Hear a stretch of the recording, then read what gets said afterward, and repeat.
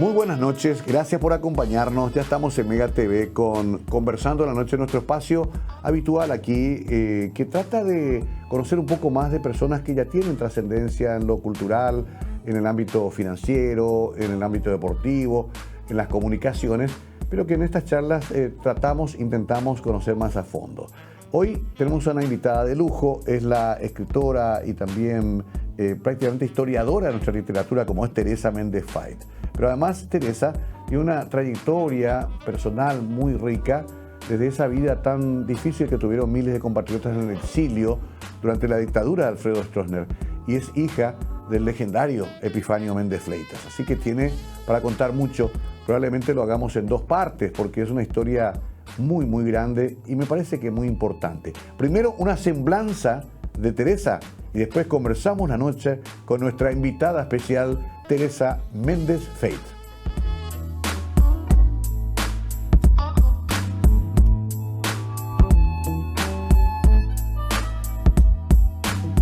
Teresa Méndez Fait nació en Asunción, pero ha vivido en el exterior la mayor parte de su vida. Doctorada en Filosofía y Letras por la Universidad de Michigan, 1979, reside desde 1980 en el área de Boston, Estados Unidos. Ensayista, crítica literaria y profesora emérita Lengua y Literatura Hispanoamericana de St. Anselm College, 1985-2015.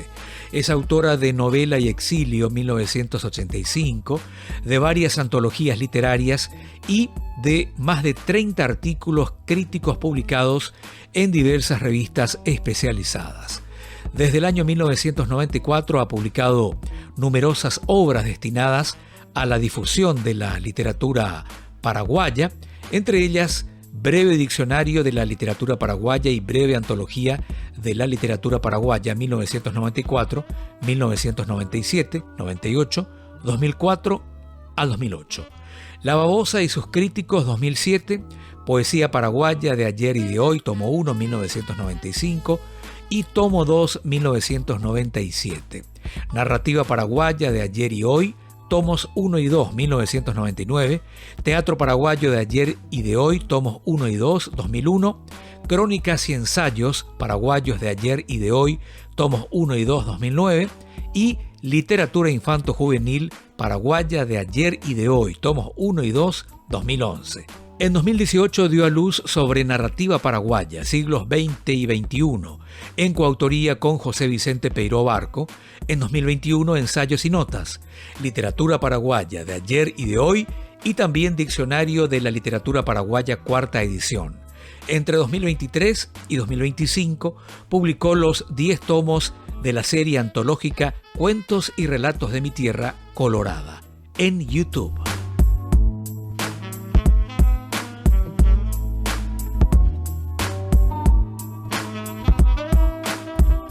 Bueno, querida Teresa, qué lujo tenerte acá, qué gusto también. Participamos hace poco en el lanzamiento de 3 volúmenes, acá tengo, de esto que estás haciendo ahora, que son los cuentos y relatos de mi tierra colorada, que también está en YouTube. Pero bueno, tenemos que hablar desde los años 50 en adelante casi. Teresa, un gusto saludarte. ¿Cómo estás? Encantada, muy contenta de estar en tu programa, que también es legendario. Vos sabés que me encanta hacerlo porque además queda documentado, como lo tuyo, todo queda en la red. Todo se puede consultar. Vamos a comenzar por atrás. ¿Hace cuánto comenzaste a hacer esta serie en YouTube y estos libros donde rescatás narradores paraguayos?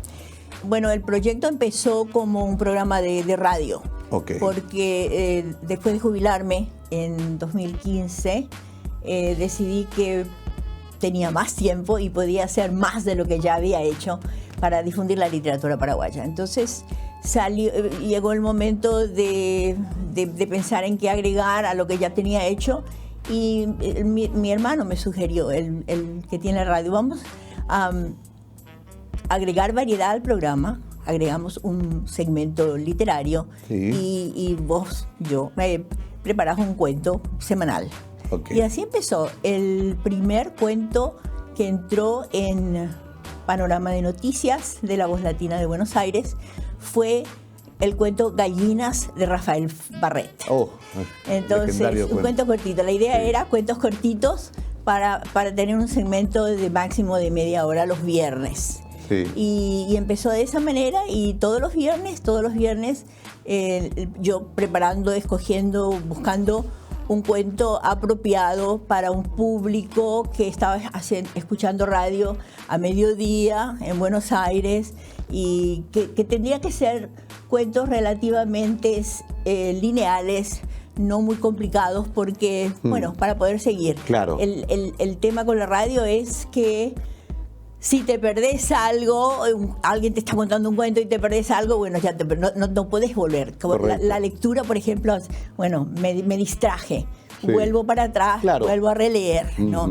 Eso no se puede hacer en la radio. Entonces, por esa razón, empezaron de esa manera los cuentos, y se volvió, digamos, una tarea de todos los días, porque tenía que leer mucho para tener preparado mi próximo programa, claro, semanalmente. Claro. Entonces, y salió primero más o menos ensayando un segmento hablando algo del autor, algo del cuento, una pequeña introducción, todos así, digamos, más o menos preparados con un outline, con una ayuda de memoria, claro, pero sin escribir. Entonces, después, y ahí leer el cuento, y después decir algo de la biografía del autor. Con ese esquema se ha llegado a 10 tomos. Sí. Acá tengo el 10º, donde tengo el honor inesperado de figurar con un cuento, El último viaje, lo cual me sorprendió cuando me buscaste, porque estamos hablando de Barret para comenzar, y seguimos con figuras tan queridas, tan reconocidas, que a mí, por ejemplo, me acompaña Chiquita Barreto, Víctor Casartegui, Margot Ayala de Michel Nolli, Blas Brites, joven y talentoso, Amanda Pedroso. ¿En qué momento vos, estando tan lejos, encontrás todo esto? Y yo tengo mucho material. Okay. O sea, además, acordate que antes de hacer estos, y mi material básico para empezar estos, son mis antologías. Cierto. Tengo 10 volúmenes, los le llamo los de tapa negra. Sí. Son gigantes, son de 200, 300, 400. Y las de teatro, 2 de teatro tienen casi 1000 páginas cada una. Claro. O sea, son volúmenes muy, muy grandes. Sí. Y ahí, en mis antologías de narrativa paraguaya de ayer y de hoy, como mi forma de antologar es obras completas, entonces lo que yo tengo es mayoritariamente cuentos, relatos, prosas breves. Y no hago antologías de capítulos de novela, no. Cuando antologo, la obra completa. Claro. Y por eso, en 2 tomos, tengo muchísimos cuentos. Y ahí empecé, buscando en esas antologías, sí, porque tenía, bueno, de los grandes y de los no tan grandes. Bueno, mi idea siempre fue, al hacer la antología, representar lo que se ha producido acá. Que otros juzguen si tiene un valor literario máximo o no. Claro. No, yo quiero representar. Si hay alguien, esto es lo que se escribe en mi patria, en mi tierra colorada, como le llamo yo, ¿no? Qué genial. Entonces, porque con ese criterio das un amplio espectro de lo que es la literatura paraguaya, de lo que se fue produciendo, porque además tenemos ese gran problema que decía Rodabasto de ser la isla rodeada de tierra, ¿verdad? Cuesta que se conozca Paraguay afuera, y más nuestra literatura, ¿no? Exacto.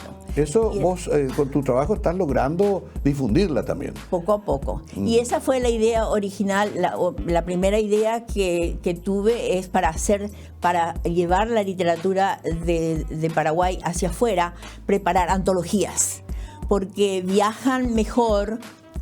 En mis libros, en mi poesía paraguaya de ayer y de hoy, sí, hay más de 100 poetas representados en esos volúmenes.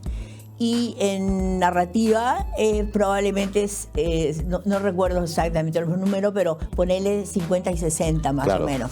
Y entonces, en vez de llevar 60 libros, pues llevas uno. Claro, exacto. Entonces, esa es la idea. Y ya te haces una muestra de lo que es, y después en todo caso investigás por tu cuenta y buscas profundizar uno que te guste más o que te interese más. Ahora, esto es una tarea de toda tu vida. Cuando decís me jubilé, ¿cuál era tu major, tu profesión principal? Yo era catedrática profesora en literatura y lengua. Okay. O sea, la literatura latinoamericana, sí, y española. Ajá. Porque estaba en la universidad, primero empecé en Brandeis University, en una universidad judía. Sí. Después enseñé en St. Anselm College, una universidad católica en New Hampshire. Pero también tuve cursos, enseñé en Stanford, en California antes, y en Harvard University también, cursos de continuación para adultos. Qué interesante, porque te toca gran parte de esa carrera como exiliada política y todavía con la dictadura aquí en Paraguay, ¿no? Exacto, hasta que cayó Stroessner. En 1989, yo soy parte, continúo siendo parte de una organización académica que se llama Latin American Studies, Estudios Latinoamericanos. Y allí están representados todos los campos. Y para las elecciones, vinieron a una serie de delegados internacionales para observar las elecciones. Y yo fui nombrada. Vine en un grupo de observadores internacionales que llegamos aquí un poquito antes de las elecciones y observamos las primeras elecciones. Las primeras elecciones después de Stroessner. De Stroessner, 35 años después. Exacto, y vine con, los nombres. Mario Pastore, vine con un grupo en donde éramos...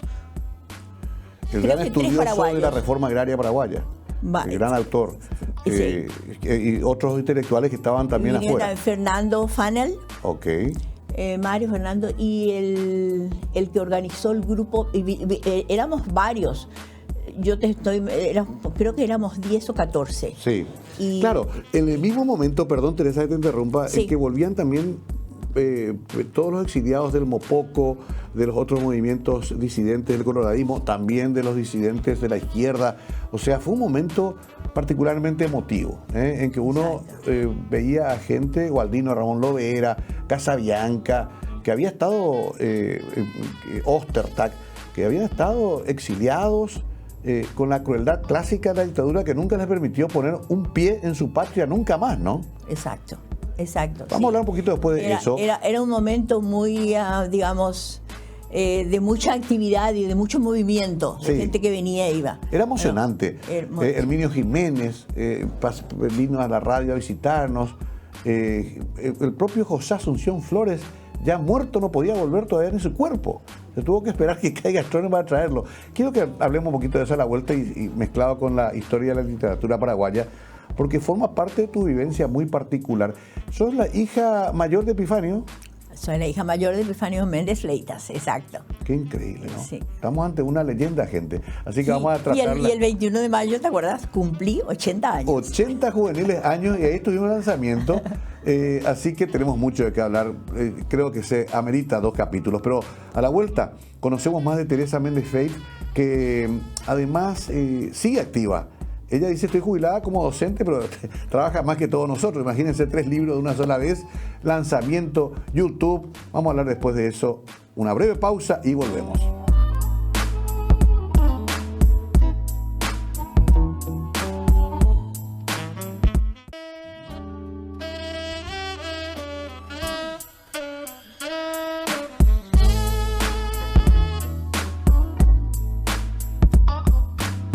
Seguimos con la querida Teresa Méndez Feit.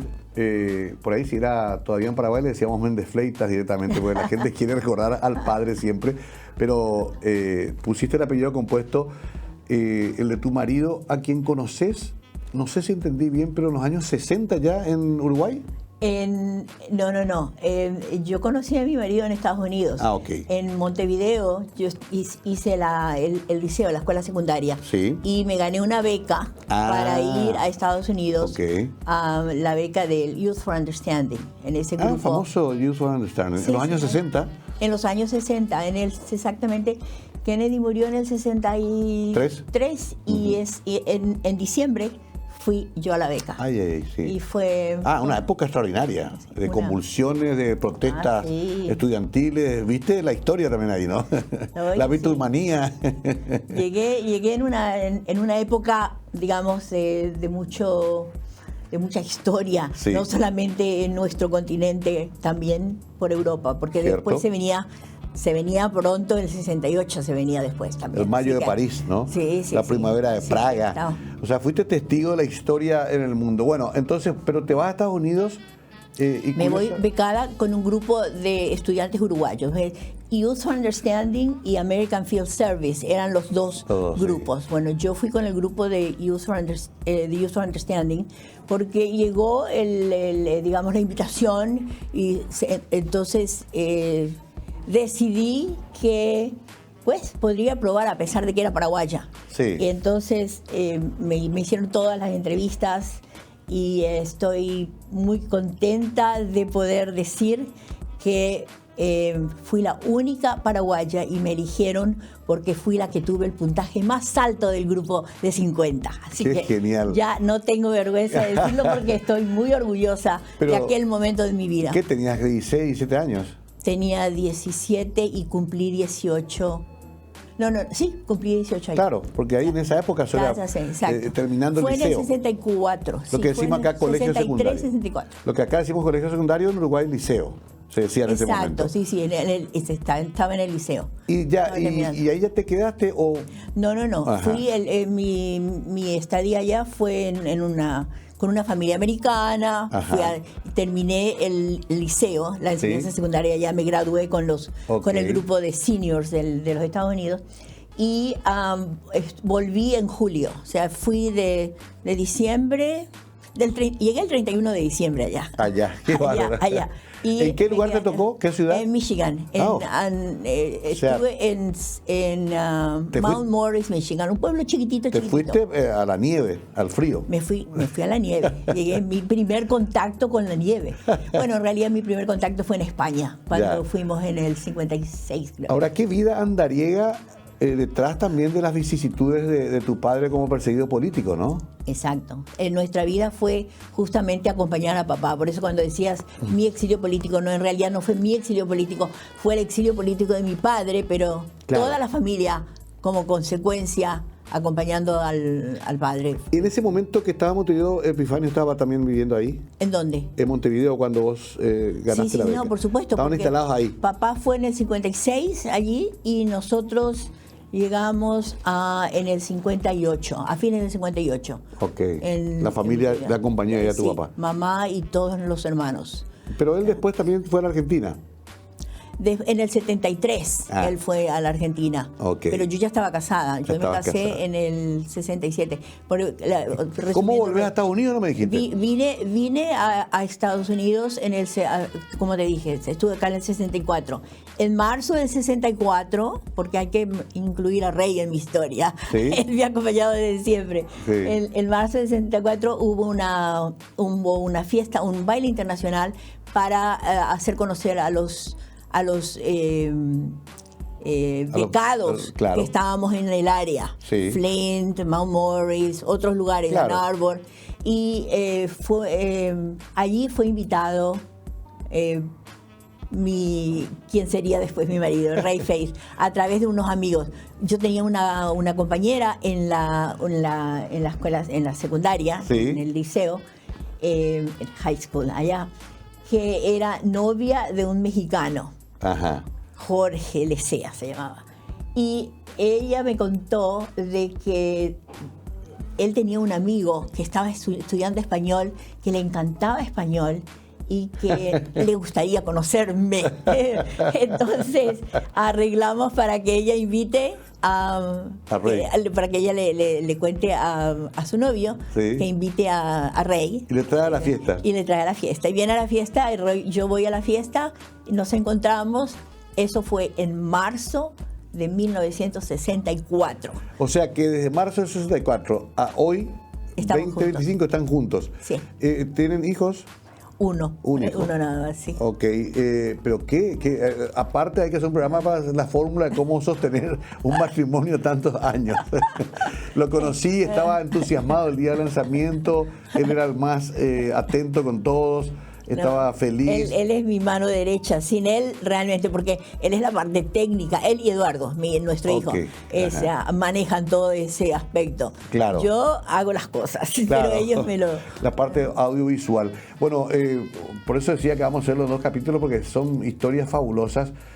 Ya lo conoces a Rey y ahí sí...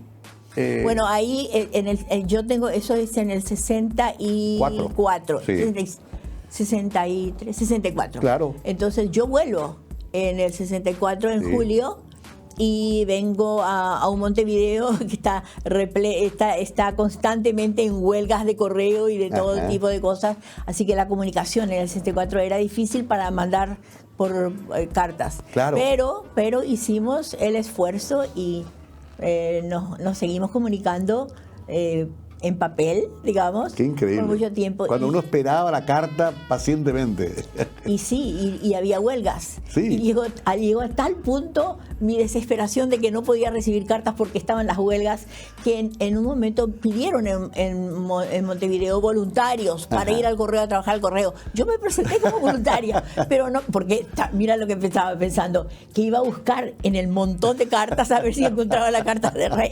¿Qué posibilidades había de que puedas encontrar la carta? Después, mucho tiempo después, leí un cuento de Luisa Valenzuela, que tiene lugar en ese contexto.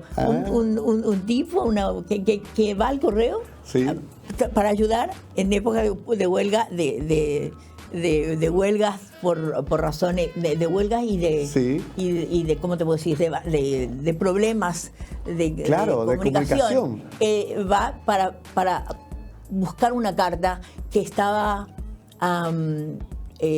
tenía miedo de que la iban a abrir y revisar y leer cosas. Claro. Entonces, qué curioso, que leí hace poco la biografía de Jaime Ross. Él tiene una canción llamada Poste Restante, y en Uruguay se usaba un sistema que decía poste restante, era como que se dejaba ahí la carta para que vaya a buscarla alguien porque no sabían dónde enviar. O sea, había ya un sistema para tratar de encontrar cartas, porque Uruguay también tuvo muchos exiliados.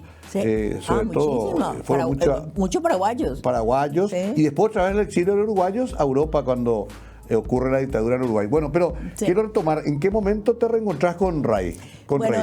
Seguimos por cartas y seguimos de tanto en tanto por teléfono, pero ves qué lástima, no había correo electrónico en esa época. Claro. Si no hubiera sido tan ni fácil, WhatsApp, ni nada. ¿Y cómo entonces, se en el 67, nosotros seguimos y llegamos a un momento, queríamos casarnos por poder, porque él estaba lejos y yo estaba de este lado. Claro. Y él fue a Vietnam. Dejó por un semestre. En esa época, si vos estabas estudiando, no te salvabas. Y entonces él estudió seguido como incluso verano, y llegó un momento en que estaba cansado de eso y quería venir al Cuerpo de Paz. Para hacer eso. Y en vez de agarrarlo para el Cuerpo de Paz, apenas se dieron cuenta de que él había dejado, ya lo reclutaron. Sí, porque en esa época no era voluntario. Existe el obligatorio. El draft que le llamaban. Entonces, él fue para Vietnam. Por suerte no le tocó la época, o sea, él no combatió. Estaba en la preépoca. En el 67, en octubre, creo que en septiembre del 67, él vuelve para Estados Unidos, ya terminó su servicio, y el 5 o 6 de octubre se va para Montevideo, donde yo estaba. Ahí se va. O sea, yo ya tenía todo planeado, pero no había mandado... 3 años después del encuentro en la fiesta. Sí. Ahí tengo que hacer la pausa. Vamos a ir recorriendo esta historia. Me parece que acá vamos a sentar la base para la novela de la vida de Teresa, que hay que escribirla todavía. Vamos a hacer una pausita rápida. Teresa Méndez Feit con nosotros, que además en pocos días más lanza la colección completa, los 10 tomos de sus cuentos y relatos de mi tierra colorada, en la Feria del Libro. También vamos a hablar de eso después. Breve pausa y ya volvemos.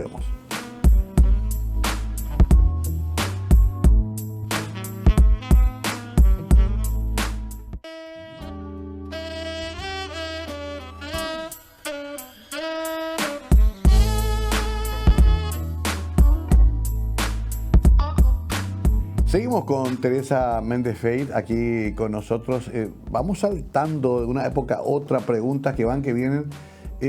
Vos sabés, Teresa, y te habrán contado muchas veces que para los que vivimos gran parte de la dictadura, la figura de Epifanio era casi legendaria, mítica, y también generaba mucha curiosidad y hasta temor. Te cuento algo que te habrán contado alguna vez. Las canciones de él estaban prohibidas en las radios.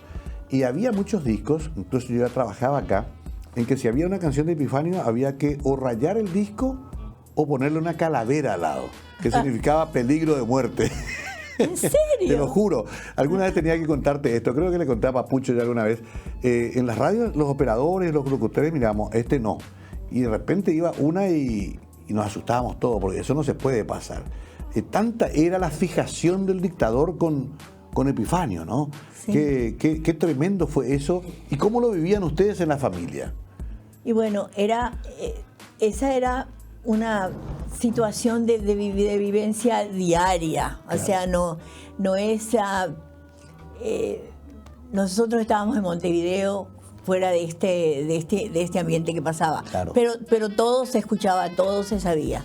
Sin embargo, tratando de, bueno, cada cual tratando de sobrevivir y de continuar. De continuar la vida. Sí, y mi padre tenía sus reuniones semanales, los fines de semana, sí. Y ahí estaba el Paraguay, en Tristán Narvaja, 1372, apartamento 2, ahí donde vivíamos, ahí se reunían todos los fines de semana. Para conspirar. No, me parece que para tomar mate, tomar tereré, charlar. Papá siempre tenía una serie de era como un gran maestro de la época de Grecia antigua, de Aristóteles. Era él y todo el mundo escuchando y hablando. Eran reuniones muy interesantes. Claro, te digo porque lo viví. Mis padres también fueron al exilio a Buenos Aires después del 47 y ellos soñaban con volver. Y decía conspirar en el sentido más poético de la palabra, porque era juntarse, estar en la patria chica, aunque sea un rato juntos, tomando, como decía, un mate o un tereré, ¿verdad? Hablando guaraní, qué sé yo, escuchando música paraguaya, tocando la guitarra también. Y música, o sea, siempre había música en parte del grupo. Sí. Y en las fiestas, las reuniones, los cumpleaños, Navidad, Año Nuevo, todo esto era el brindis, era el próximo año. Vamos a brindar en Paraguay. Todo en Paraguay. Esto era, digamos, el posponer la vuelta, pero estar siempre constante. Era... Sí, vos sabés que me hace acordar tanto a mi padre, porque cuando íbamos a Buenos Aires, los mozos paraguayos venían y le decían, "Angaitellas hasta Asunción para Paraguayupe". Ellos querían volver nomás, era su sueño. Sí. Y algunos pudieron. ¿Tu padre pudo o no pudo volver? No, nunca, ¿verdad? No, él murió en el exilio. Tuvo 3 exilios, enterrado Yoa, ¿no? Sí. Porque primero fue a Uruguay, sí. Después el desterrado Yoa a Buenos Aires, sí. Y después en el 77, 78, cuando como... El golpe de Buenos Aires en Argentina, la dictadura. Como consecuencia, vos supiste que papá estuvo desaparecido por 40 y pico de días con mi hermano, con Epifanio. Claro. Y eso fue, de ahí él fue a Estados Unidos. A Estados Unidos, sí. Pero era porque había llegado a la Junta Militar, que perseguía todo, Operativo Cóndor. ¿Cómo se llama? El grupo de... ¿La AAA? No, el que estaba conspirando con todas las juntas militares y mandaba a matar gente en el extranjero. La Operación Cóndor. Operación Cóndor, claro, sí. Claro. Sí, lo de papá fue consecuencia, parte de Operación Cóndor. O sea, ¿sí? 3 veces exiliado. Nunca pudo pisar más su patria.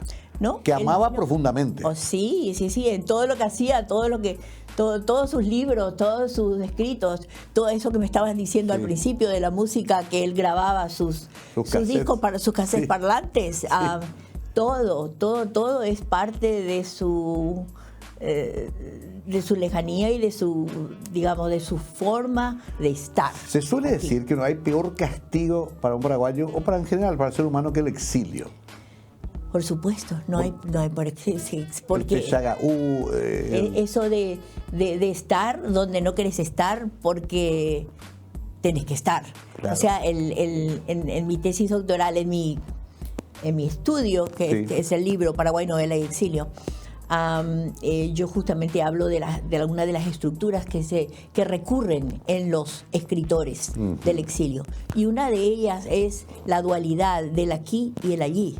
Claro. El aquí que tenés que vivir, pero el allí donde querés estar. Entonces, y donde te transportás constantemente. Claro, aparece en Rodabasto, aparece en Casaxia, aparece en esa dualidad se ve todos estos cuentos. En Sí. el del tomo, este es el tomo 8.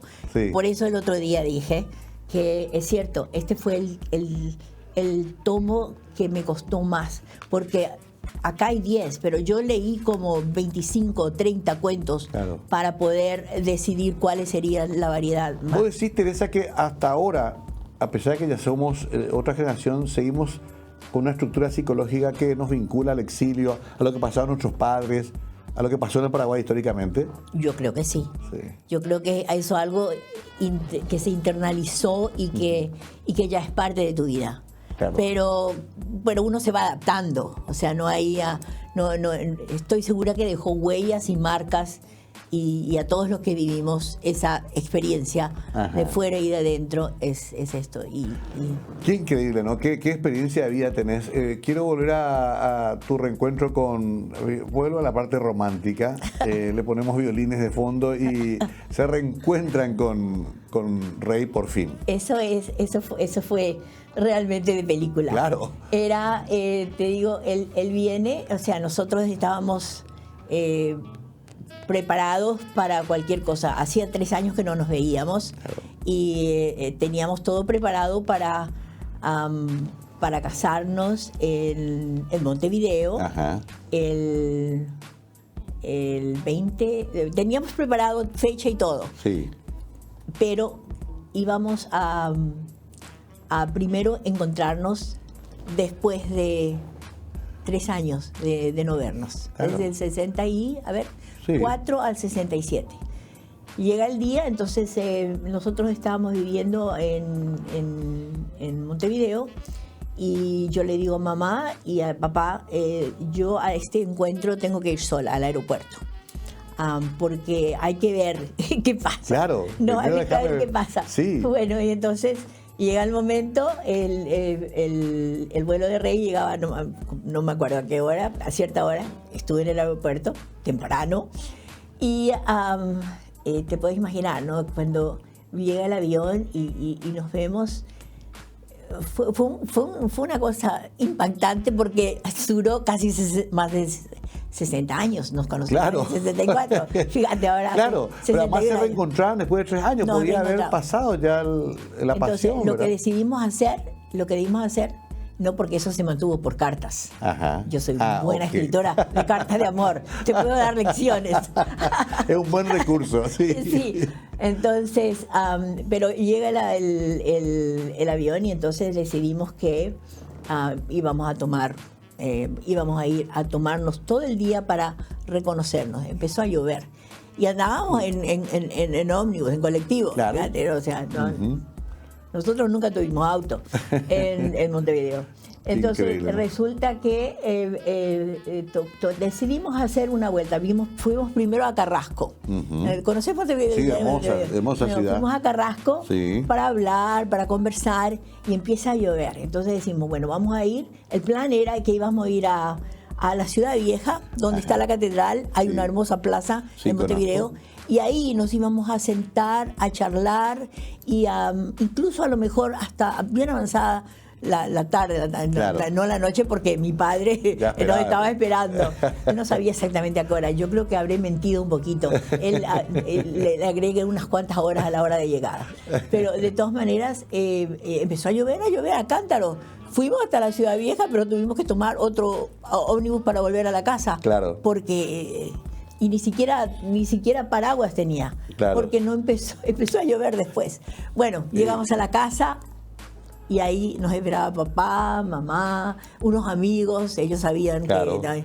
Y bueno, ahí resultó el encuentro. El encuentro entre Rey y yo, más privado, fue público, porque fue en un colectivo, en un ómnibus, Sí. y después en el aeropuerto, en el ómnibus, en la plaza, y nuevamente el ómnibus, y después en la casa. Me encanta Así que- la novela de Rey y de Teresa. Creo que hay que preparar eso como un capítulo por lo menos. Tengo que hacer la pausa rápida. Enseguida quiero volver a lo que habíamos prometido antes, lanzamiento de los 10 tomos juntos en la Feria del Libro. Y también un poco repasar todo lo que hizo anteriormente. Recién decía uno de los chicos acá que leyó toda antología de la literatura infanto-juvenil también, teatro. Prácticamente abarcaste todos los géneros. No sé si mucha gente lo hizo y es de gran valor para reconocernos como cultura también. Un gran trabajo de Teresa. Ya volvemos con eso y mucho más aquí Conversando la Noche.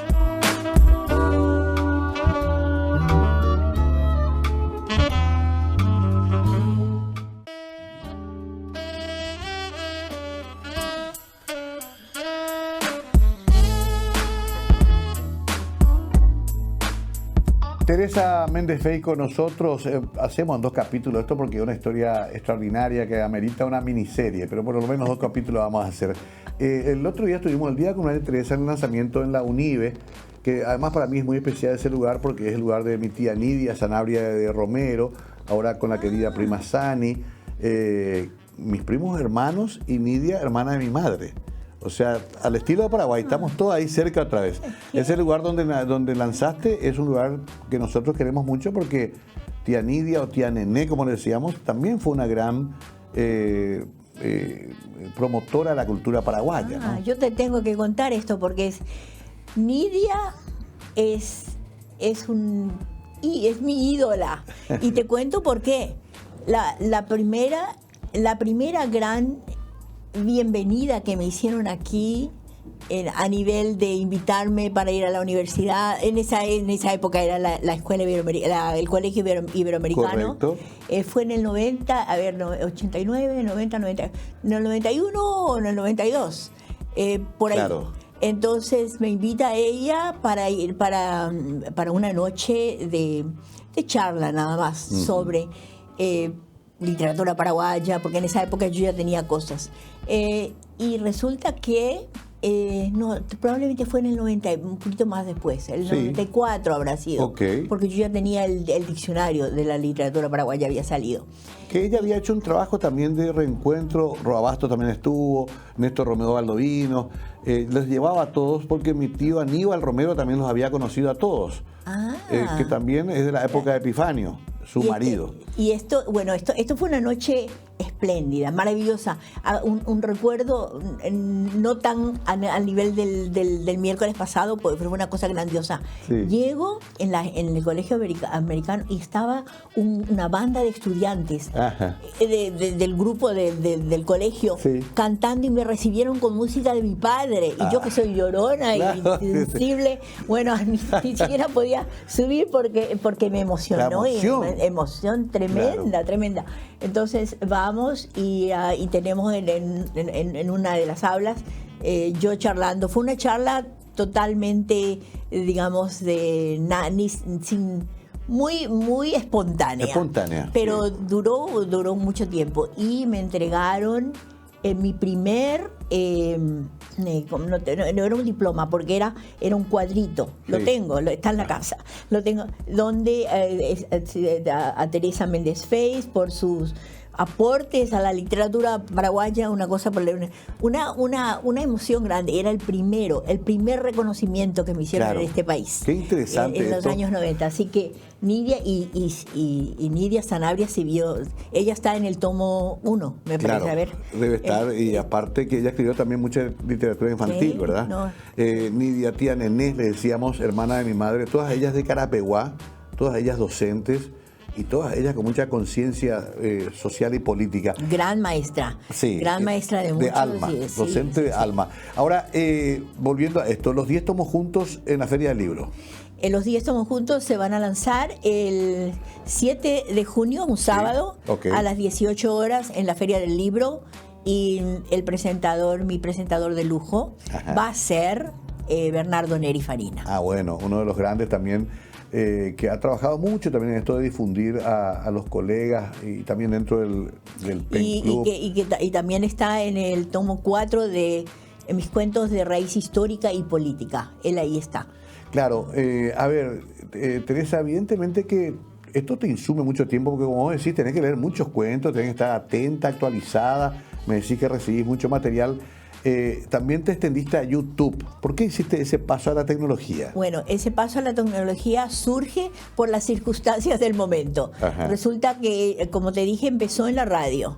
El 8 de febrero de 2019, el primer, con el cuento Gallinas. Después seguimos todo el 19, cada viernes, sumarlo a unos 50 50 programas ya tenía al final del 19. Sí. Empieza el 20. Ajá. ¿Y qué pasa el 20? ¿Qué pasa en marzo del 20? Opa, llega la pandemia. La pandemia. Y entonces, como consecuencia de la pandemia, se cierran radios, todo lo que pasó aquí Sí, pasó también terrible. en Buenos Aires. Se cerró la radio y yo no quería que mis programas Claro. no Que continuaran, terminen, que- terminen. Entonces se me ocurre esta idea y tengo toda esta historia, está en el prólogo, entre paréntesis. Ajá, etcétera. bueno, se puede ver ahí. Y el asunto es que para que no termine eso, rápidamente me viene la idea, y bueno, vamos a hacer YouTube, bueno, vamos a hacer videos. Ajá. Y los videos los ponemos en YouTube. Y todo eso gracias a la ayuda, y sin ella sería imposible, Alicia Galeano. Ella ya tiene un canal de música paraguaya, todos ilustrados. Y eso lo tiene desde hace, no sé, 15 años.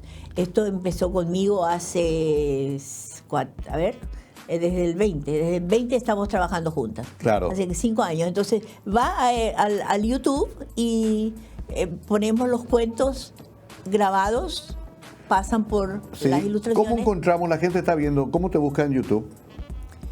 Se busca en YouTube. ¿Como cuento y relato de mi tierra colorada o como Teresa Méndez Fay? No, en YouTube lo buscas por Rincón Radial Teresa Méndez Faith. Ok.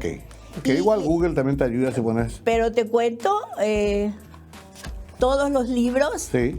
A ver. tienen en Ah, tiene el la código introducción. QR. En la introducción, Ah. él tiene el código QR. para el QR que va para los acá, Sí. para los YouTube, y también el QR que va a mi página web. Mi página web es muy rica en contenido cultural, literario, paraguayo y también latinoamericano en general. Me impresiona, Teresa, porque con tus 80 juveniles años sos incansable, estás en las redes, en las plataformas, ya manejas código QR, seguís produciendo, porque esto sigue, ¿eh? No creo que ya estés retirada. Yo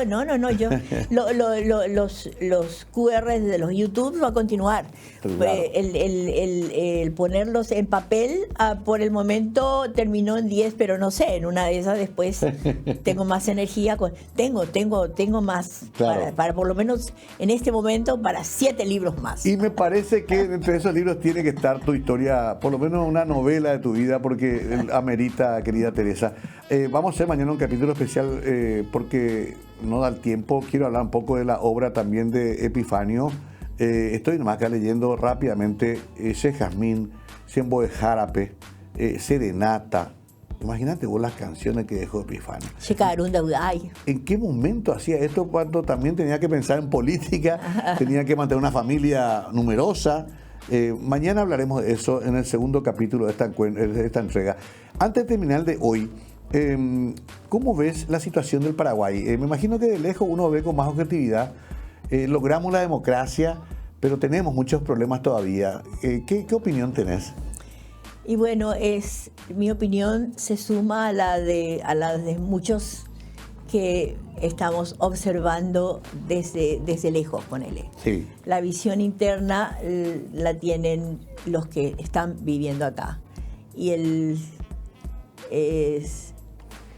veo desde el punto de vista, y es el que yo quiero enfatizar porque me gusta hablar de lo positivo y no de lo negativo.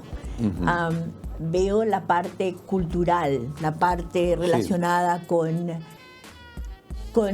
lo que me interesa, la literatura, el arte, la música,